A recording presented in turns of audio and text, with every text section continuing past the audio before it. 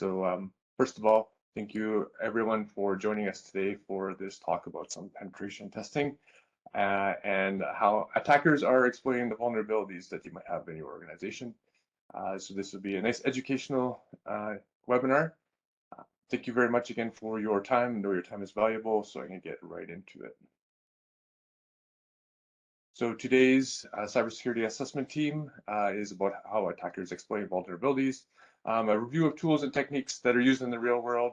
So when we're thinking about things that happen that lead to ransomware, business email compromise, and those types of things, these are things that we see the malicious actors doing, and things that we do in our practice to ensure that you have the proper defensive and reactive methodologies in place. My name is Cliff Jansen. I'm the CISO and VP of Security here at Arctic.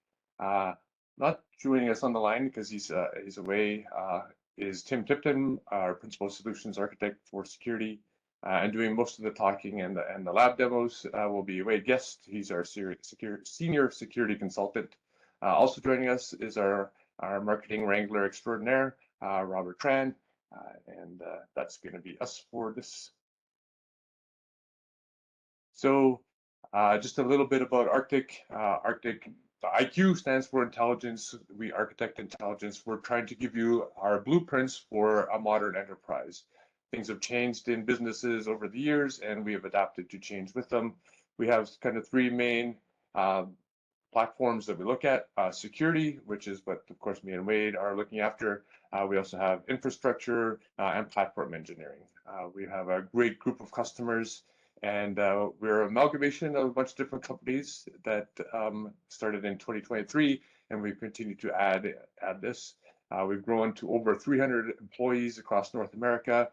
We do both professional services and managed services, as well as product sales.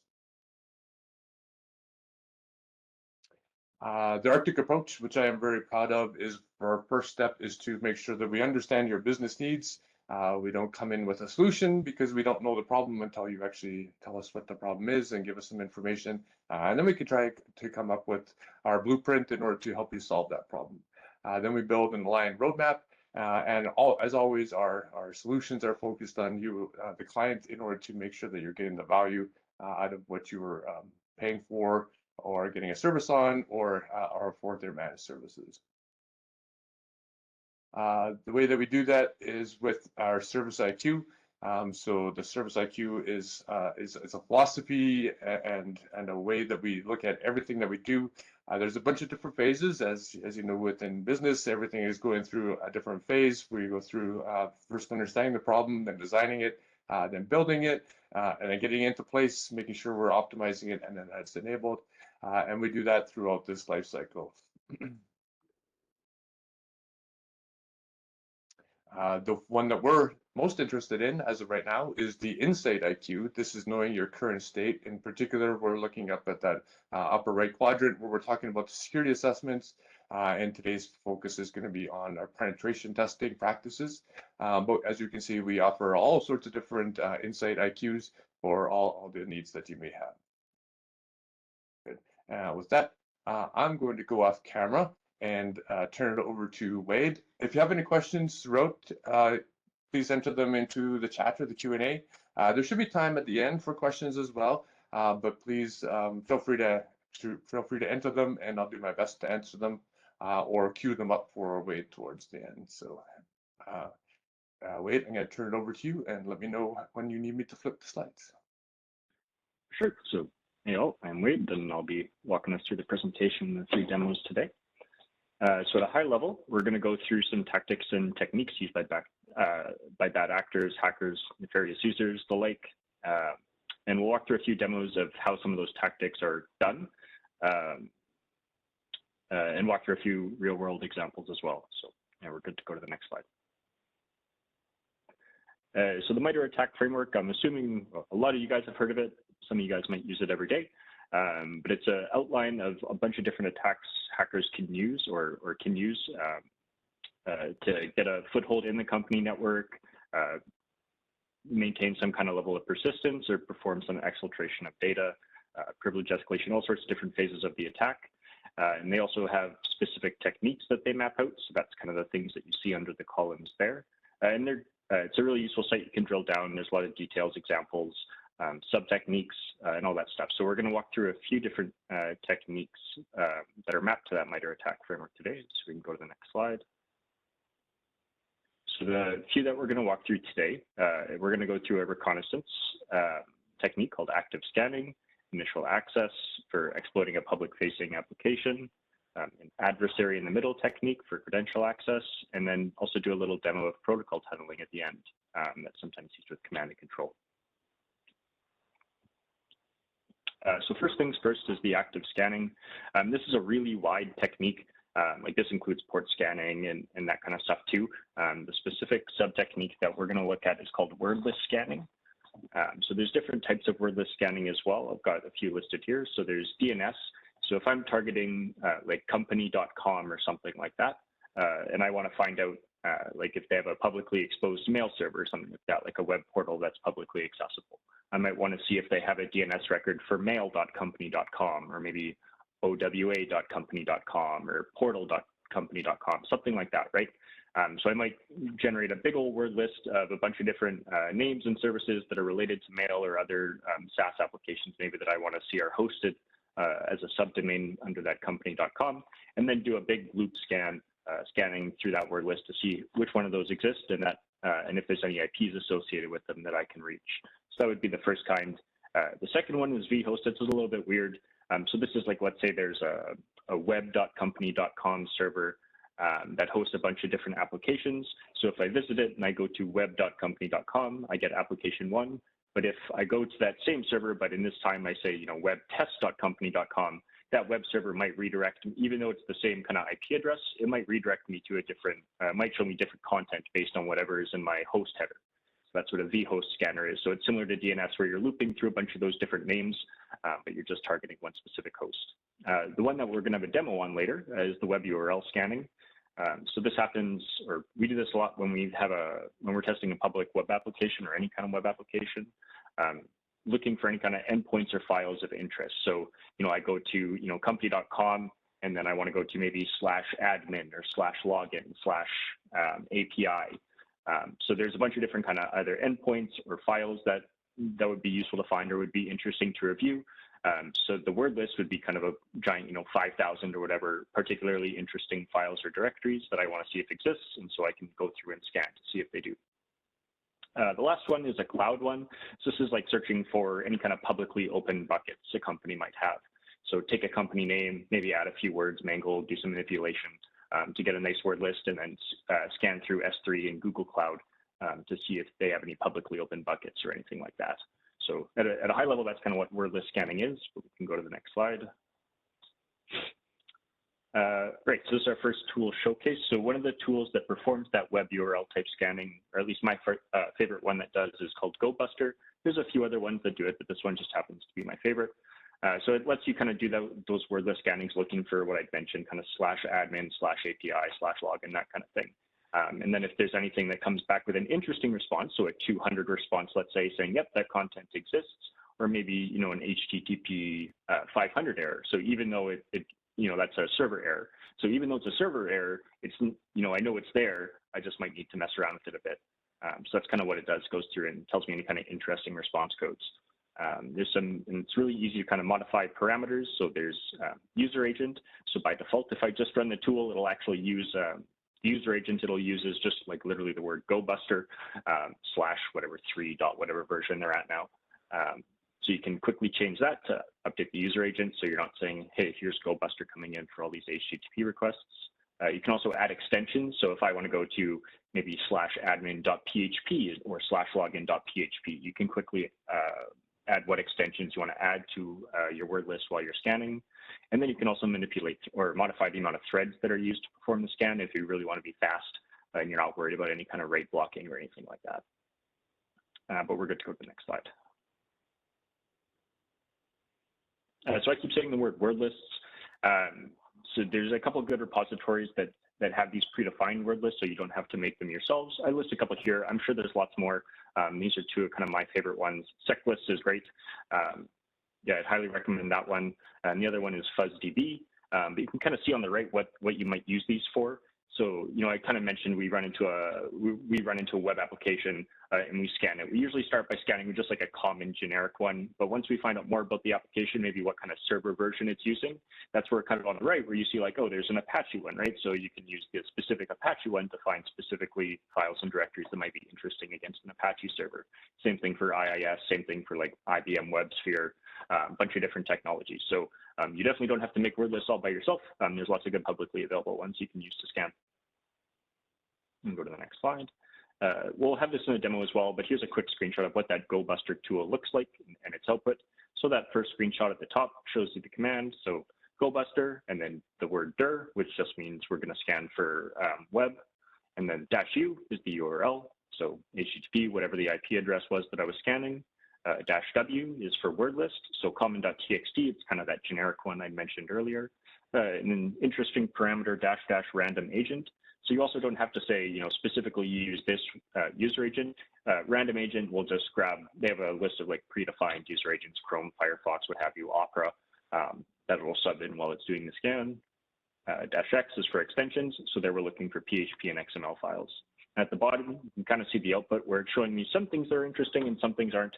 So like a .ht, you can see a bunch of 403 response codes at the top, which means forbidden. So I'm not going to be able to read any htaccess files or htpassword files. And then we have a 301 at the bottom to an images directory, which probably isn't all that interesting to us or any kind of attacker. Probably just hosts a bunch of JPEG and PNG files. Index.php, which is whatever the default page is. Photogallery.php, which is likely the only interesting thing in this scan. So a non-default page PHP file. So that's kind of where, if I was doing this assessment, I'd be looking like that might be my most interesting place to start. It's looking at that photogallery.php. And then service status at the end, same thing as the htaccess. 403 forbidden, it's probably just an Apache server, nothing super interesting there. But really quick, you can see at the top, like a couple of parameters, but that's about it. You can go to the next slide. A couple other useful settings. I already talked about threads and random agent, or I mentioned -x as extensions. The last one, which I use more frequently than I'd ever think, is exclude length. So occasionally when you're scanning a site, depending on the website, if I visit, some non-existent page, /ABC, whatever, it'll still return a 200 status, even if that page doesn't exist. The site just might be configured to present a 200 response. So yeah, the page is here, but when you go and look at it, it's just a generic error page or some blank content, what have you. So the exclude length parameter is really useful to add in sometimes to the command to say, ignore every response that is exactly this size. So that when you're scanning and you get those 200s that that don't actually exist or have unique content, you can quickly disregard those in the scan.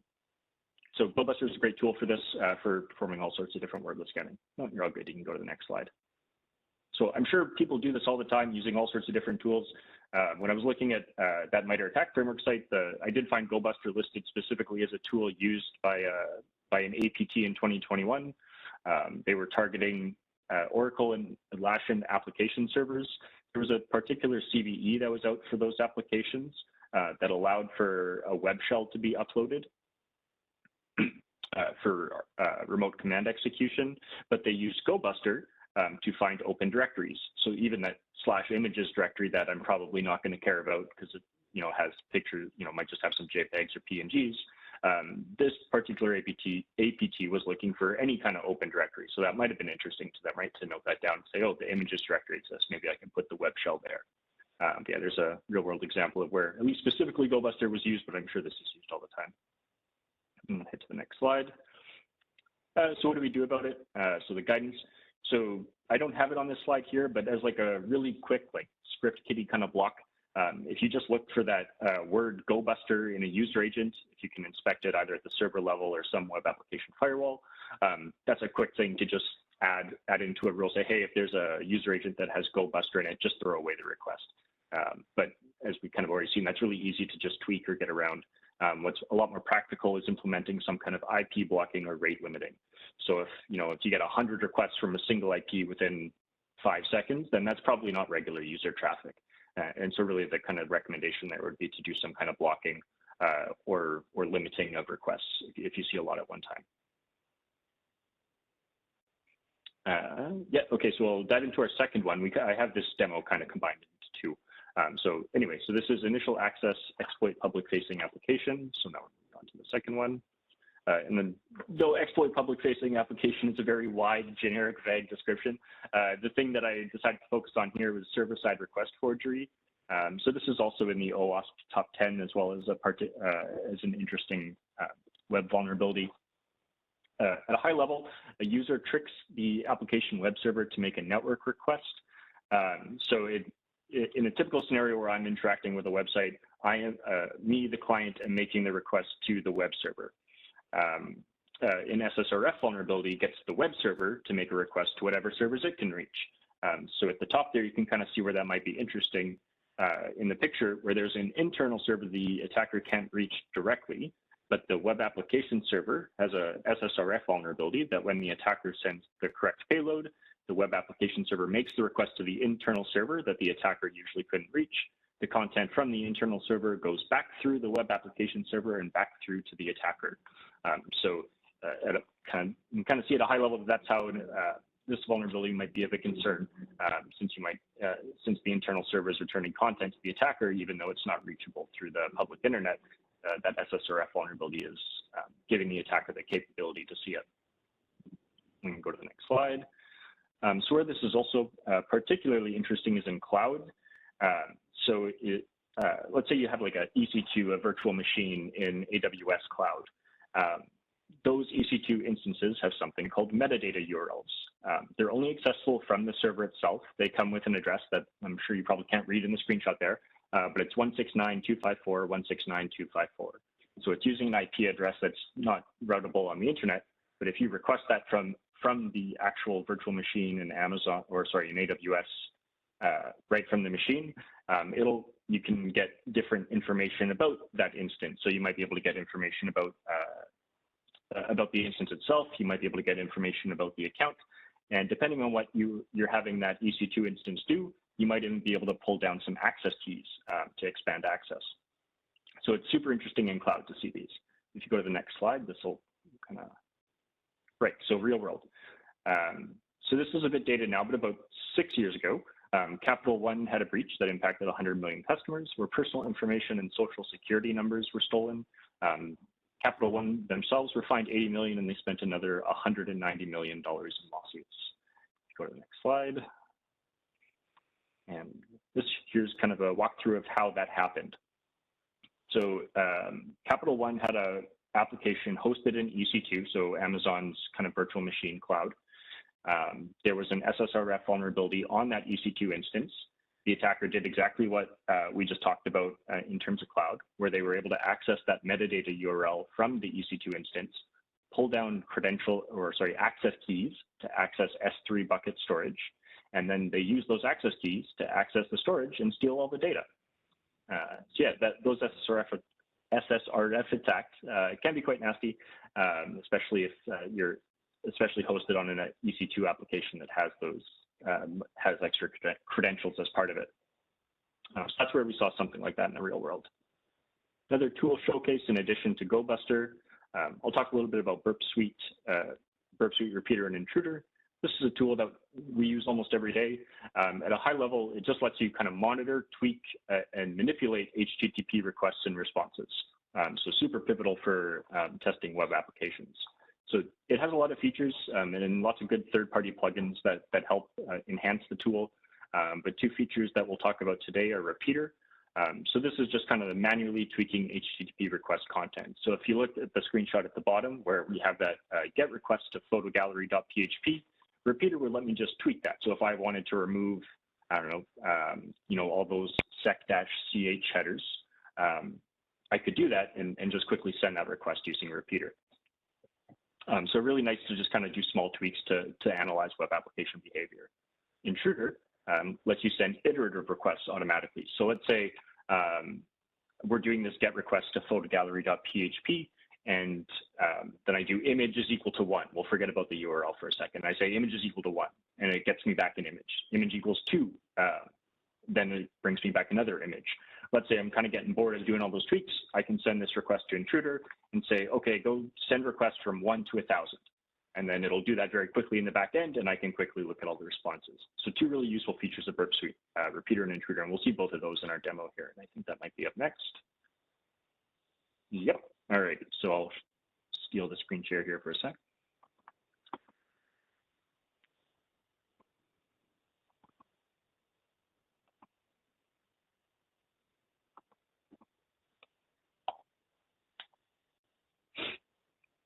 So demo we have set up. We'll jump ahead a little bit. There we go. So here's just a basic Linux machine I have set up to scan our to scan a target web server. So I can show quickly that Gobuster command. So Gobuster dir p 172.17.02. There's that common.txt file. And I run that scan. I'll do that one more time. You can see we don't have photo gallery here because I forgot to add the PHP extension. But so I'm using one of those word lists from SecList, using the Gobuster tool, adding just a couple flags.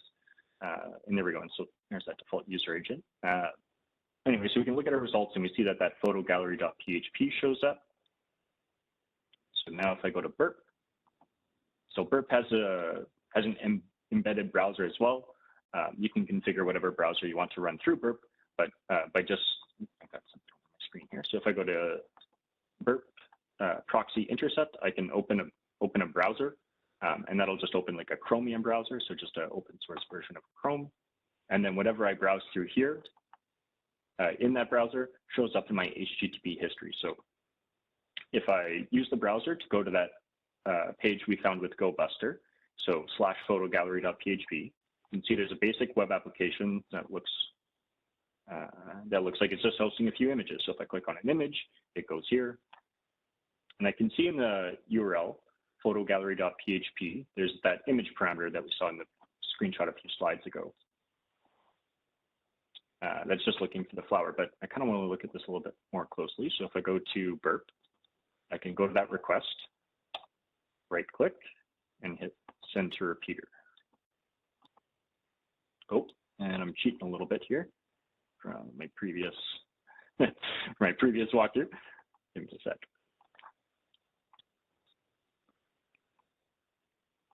Alrighty, we'll just do it this way. Great, so I'll send that to repeater. And I'll add the image parameter just manually. You usually don't have to do this, but I'll just do it now. And what do we want?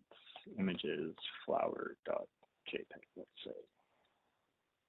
Great, so this is the request that we saw in the browser with the same URL. And we can see there's all that nice binary image content down below. But if I'm looking at this as an attacker, then I see that, oh, this, whatever's provided in the image parameter is then taken by this photogallery.php file, and then it returns that content to me as the response. And so if this was an EC2 instance, I might want to change this to be this like 169.254, 169.254 address and see if I can get any of that content. But instead, what I'm doing for this demo is I'm kind of going to show another kind of cool way to use SSRF and something we've done in a real world engagement before. So you can also use this for port scanning the internal network. So I know that when we go to this web page, this 172.17.02, I'm going to port 80 on the local host.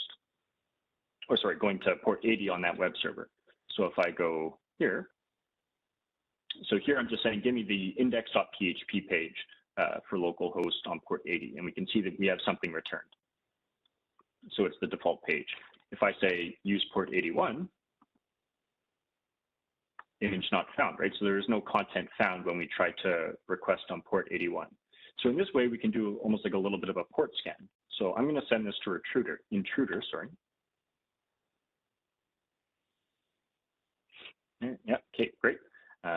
And I can just double click what I want to enumerate on, what I want to iterate on. I'll click add.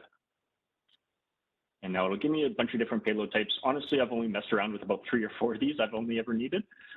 There's lots of options though. And the one that we're going to care about is numbers, but you can add, like a word list or anything like that to also iterate through. But if I just want to do numbers, and I'll say I want to go from port 7,995 to port 8,005. And this is a little bit arbitrary of what I'm picking. But generally, like I find like alternative HTTP service is around kind of that usually around port 8,000, port 9,000 sometimes. But that's why we're going with those high ports. And if I hit start attack, I get this other window out. And it goes out and it makes those 10 requests from 7,995 to 8,005. And we can see if I sort by status code, I have 1,200 on port 8,000. So using that SSRF, we found this alternative HTTP port that is hosting a web application. And just to show, if I try to go directly to that from my browser, it fails, can't connect. So it's only reachable from the local host itself. So if I just go back to the browser and I go HTTP localhost port 8000, I can see that there's this web server hosted on the local host on port 8000 that we can reach by just going through that port 80 SSRF issue. If I click on backup, it'll fail because it just tries to redirect me to the local backup. So I do have to do a little bit of manipulation here. But we know the folder is called backup, so let's do that. And we can see now there's two files that are hosted in this backup folder. There's a secret.txt file that if I go to, it shows me that there's an access command that I can get to the host if I just use this ID RSA key file, which some of you might recognize as an SSH private key. If I go to ID RSA, I can get the open SSH private key. Now, in this particular example, this is likely not, or I hope this is not the case for any production web servers, but I mentioned that this was kind of inspired by a real-world test where we found a backup folder, and for some reason, they were hosting compressed backup files on a web server that was only on the local host, and we were able to use an SSRF vulnerability to pull out this big compressed backup file and get a bunch of juicy details. So similar way. So not just that EC2 metadata, not just making requests to internal web server, but also SSRF can be used to do a little bit of internal port scanning as well. But I'll stop sharing. That's demo number 1, and we can go back to the PowerPoint.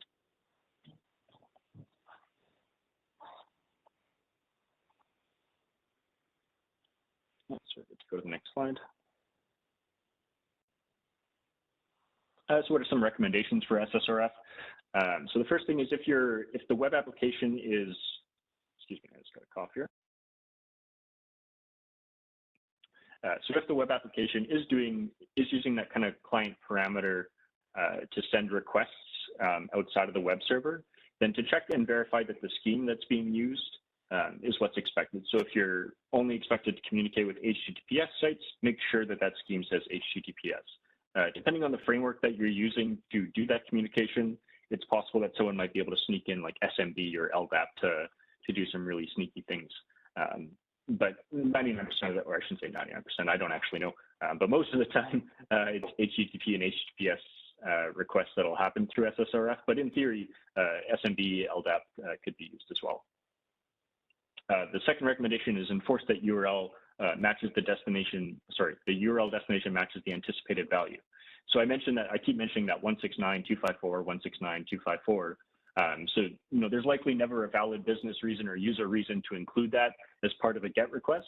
So you could have your application look and verify that, hey, 169.254 isn't here, or have some kind of whitelist or allow list of known domains that you're supposed to be communicating with, and verifying before sending a request that, hey, this particular request is going to an expected domain. So those would be the two recommendations for SSRF. And if we go to the next slide, it's just a quick show of what that demo site code looks like in the backend. So at the top screenshot, you don't have to know PHP or anything. It's just checking if the image URL is there. So did the user provide an image parameter, and then a bunch of curl lines as PHP is doing the request, and then at the bottom, it's showing us the response. So the fix that we just talked about, if we put that in, the screenshot at the bottom shows that after. It's using a regular expression to verify that the URL is going to localhost where we're hosting our images, and that it ends with .jpg. So if we're trying to get that secret.txt or that ID RSA file, that would get denied because it doesn't end with the extension .jpg. So just kind of how that fix would go in for the demo. All right, we can go to the next slide. All righty, credential access, adversary in the middle. So that cat doesn't look too adversarial, we'll move on. So again, there's a few different things that the adversary in the middle has a few different kind of categories and whatnot. The specific thing that we're going to focus on is LLMNR traffic. So this is a fallback, LLMNR is a fallback protocol for DNS. So if I'm requesting, arctic.com or something, and I accidentally have 3 Qs at the end, that domain doesn't exist, or I hope it doesn't. And so my DNS query would fail, and I wouldn't know what IP address to communicate. What a Windows computer will then do is ask the computers around it, more technically in its multicast range, if any of the computers around it know the address for Arctic, with 3 Qs or whatever.com. So that kind of at a high level is LLMNR. The attackers can kind of, if that's enabled and happening in the environment, then attackers can kind of use that to do some malicious things, which we'll get into here on the next slide. So here's kind of an attacker's view of that LLMNR usage, or how they can use to exploit it. So we have the victim computer here trying to access an SMB network share, but they accidentally made a typo when typing out the name of the file share, which I'll assume is just share files, all one word. And at the top there, you can see that it's SHRE files, so missing the A. The computer talks to the DNS server and says, hey, do you know where SHRE files is? The DNS server says, I have no idea what you're talking about. I don't know where SHRE files is. And so the client then sends an LLMNR request to the other computers in its multicast range to say, hey, do any of you guys know where SHRE files is? The attacker, who's on the network already with a compromised host, says, yes, absolutely, I know where SHRE files is. As a matter of fact, it's me. So the attacker then says, oh yeah, I know where it is. So it sends back to the computer who asked with its own IP address saying, yeah, that's me, you can communicate with me.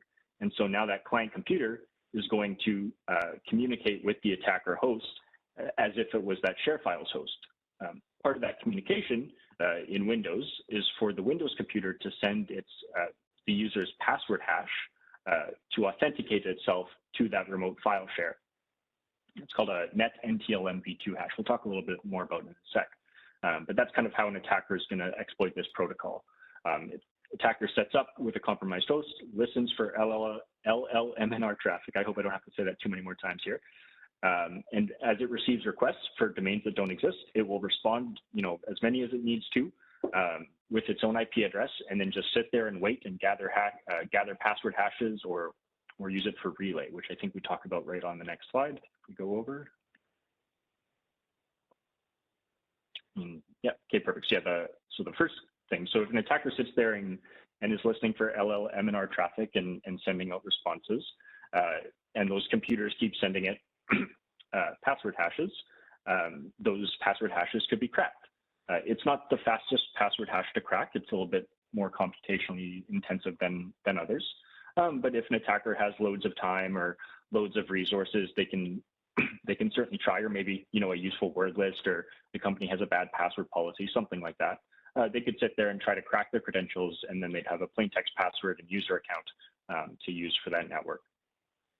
The much more sneakier and cool thing to do, in my opinion, is that you can relay that to another system.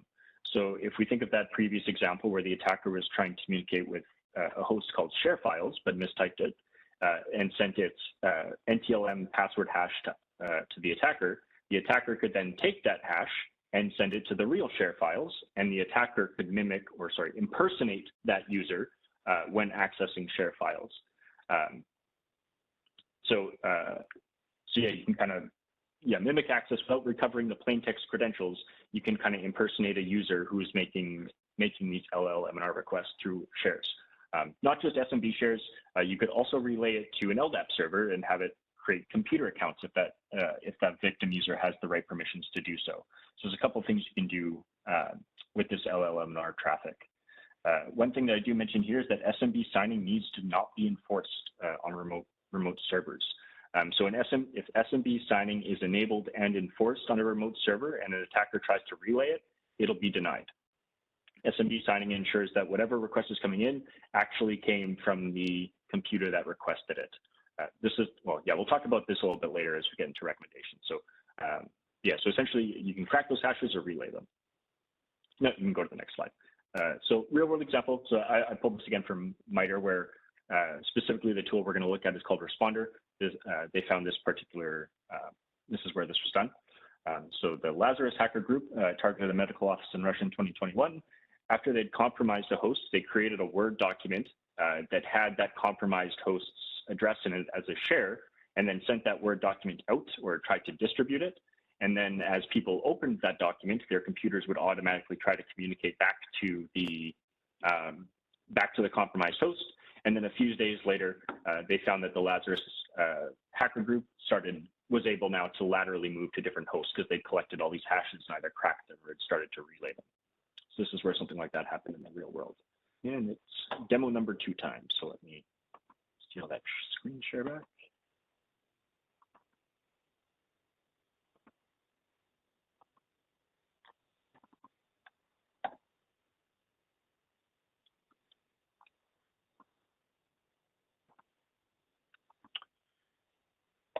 So it's not too complex here. So just what's on my screen is a terminal on an attacker server with Responder installed. Responder is a free program. I did not provide a link in the PowerPoint, which is questionable behavior for sure. But if you just Google for like Responder LLMNR, it'll come up, or Responder Kali, it'll come up. So yeah, completely open source program that you can use. And all you need to do to run it is you do need to be root. So you can just escalate my privileges here. You need to know the interface that you want to listen on. So here we want to listen on the interface F0, ETH0.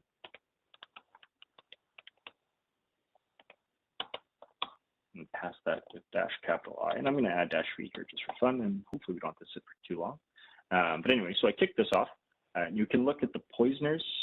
So these are the different protocols it will poison. So LLMNR, NVTNS, multicast DNS, regular DNS, and DHCP is turned off by default, which is good because you can disrupt a network or cause some problems within a network if you're doing DHCP poisoning. Some of the servers it has. So we've been talking about SMB a lot. So that share files would be communicating with the SMB server. But this attack is also possible using HTTP, HTTPS, and all these other different protocols here. But by this time, we should have it. Great.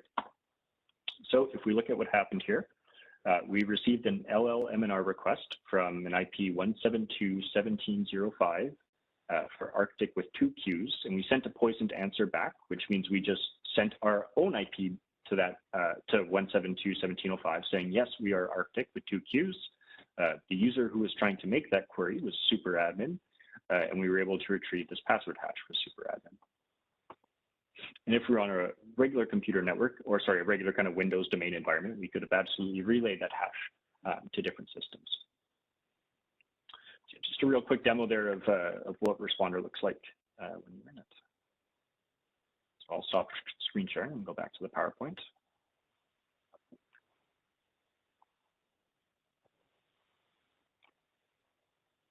We can move to the next slide. So for the fix this, yeah, you probably, I don't know why I included exactly what registry key and stuff directly in the PowerPoint slide. If you Google like Windows LLMNR fix, you'd find the right page in the Microsoft documentation where to actually apply these. But to turn that off, you can do that through a group policy if you'd like, or you can do it directly in the registry. The other thing, SMB signing, is this thing I was mentioned that we're going to talk about a bit later. So SMB signing is enabled on most computers, but it's not enforced. So it's more of an optional thing. It is enabled and enforced by default on domain controllers and Windows 11, 24H2 and later. So kind of one of the recommendations I'll often have when we find this in a client network is to say, if there's a key server, like a CA, like a certificate server, or a really sensitive file server, something like that, to go out of your way and enable this. It doesn't prevent somebody, from using the tool or anything, but it prevents that system being a target of a relay. So kind of useful to have if you have any kind of sensitive or priority systems. Yeah, and that setting can be deployed with, to enforce that SMB signing. You can do that with a GPO or registry change. And there's the key again. But again, if you kind of just Google, how do I enable SMB signing, or how do I enforce SMB signing on my servers? you're likely to stumble across the Microsoft documentation page with some more details. Last one here, so command and control protocol tunneling. Yeah, so protocol tunneling helps avoid detection. Reverse tunnels can provide external access to internal resources.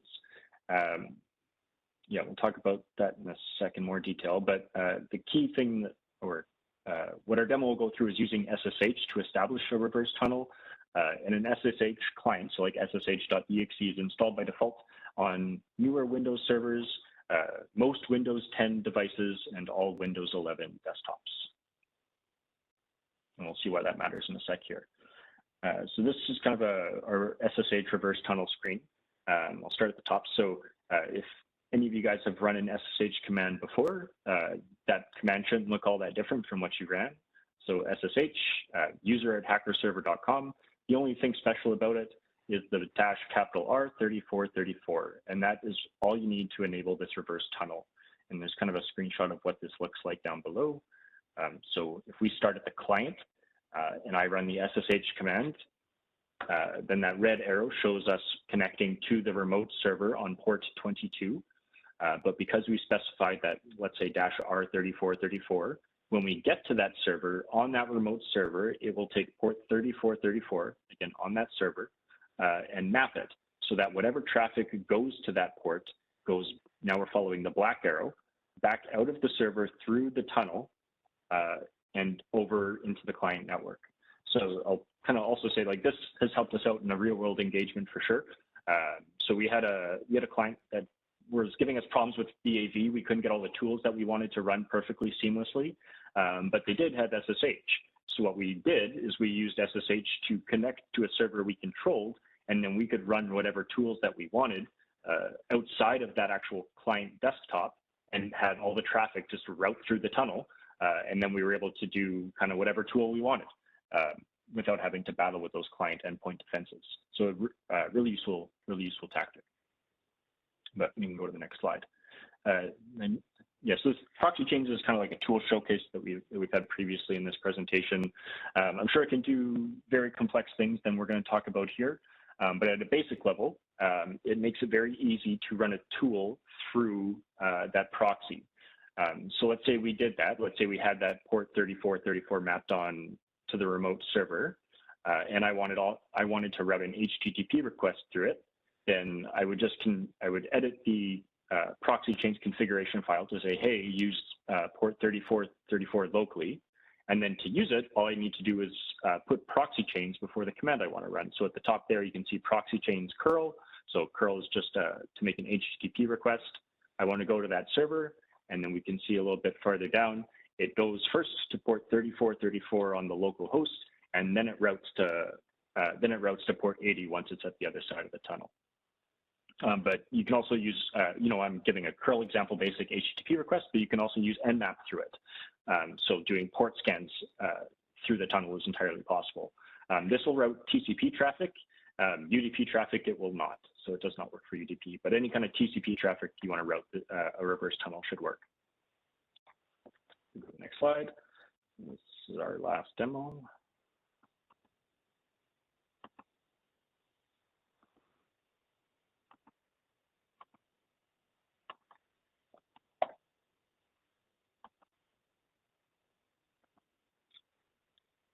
So great. Okay, so here we have a setup where we have an attacker that's on, we'll say, just the public internet. We have a server that is defined as the external server. So this is like company.com's external server.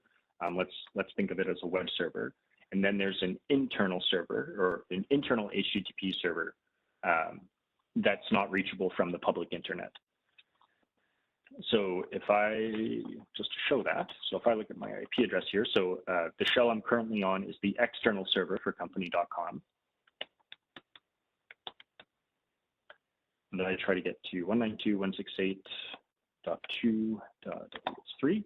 Yeah, great, we can see some content. So there's something here.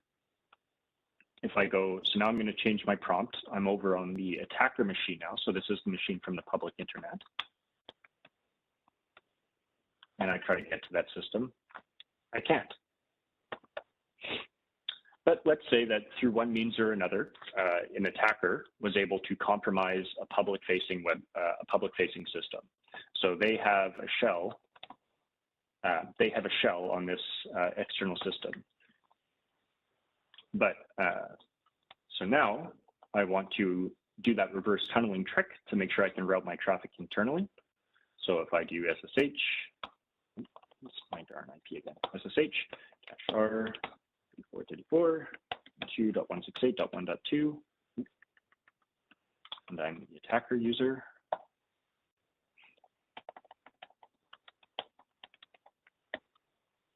So I'm on the attacker machine. Oh, should have done this opposite. Let's give me a sec.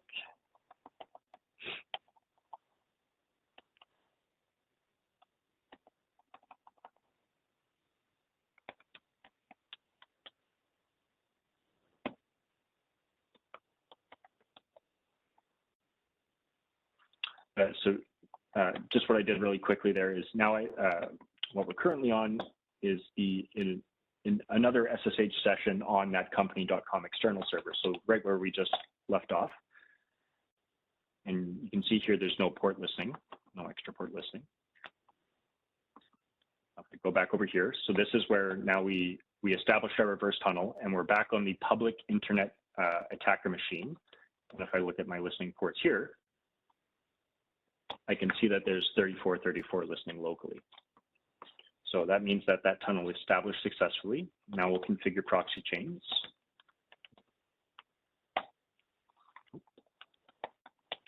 Or make sure proxy chains is configured, which I already configured, but there's usually a line here that's just commented out that you just have to edit.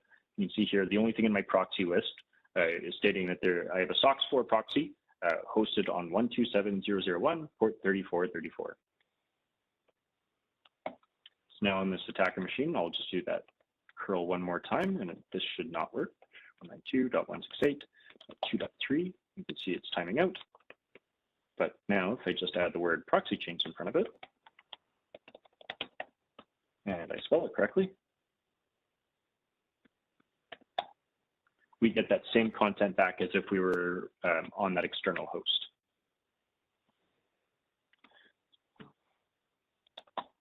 Great, and so that's the proxy chains demo. And so we can go back to the PowerPoint. I think I just have a couple more slides.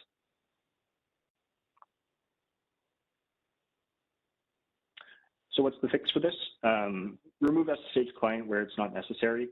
So Windows has official guidance for servers. So if you know of any servers that like Windows servers that you don't necessarily need SSH on, Windows has guidance on how to remove that. They oddly don't have guidance for desktops.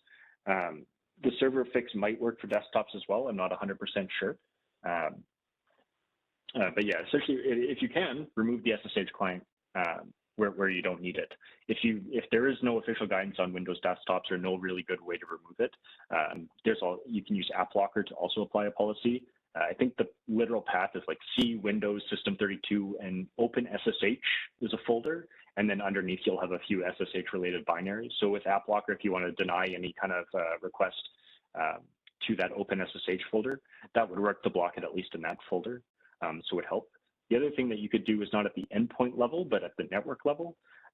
So if you're seeing if you're seeing like a regular business user workstation communicating to some external server on port 22, that might not necessarily be business related traffic, right? So you might be able to detect some anomaly there that might indicate a tunnel, but you can't just rely on port 22. So in that kind of real world assessment that I talked about earlier, like we had hosted our SSH server using port 443 because we knew we could get out on HTTPS.